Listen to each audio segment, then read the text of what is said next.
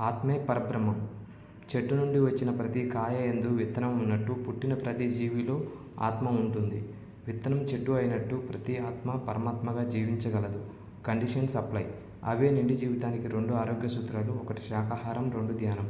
ధ్యానం అంటే శ్వాస మీద ధ్యాస. శ్వాసదాత ప్రకృతి.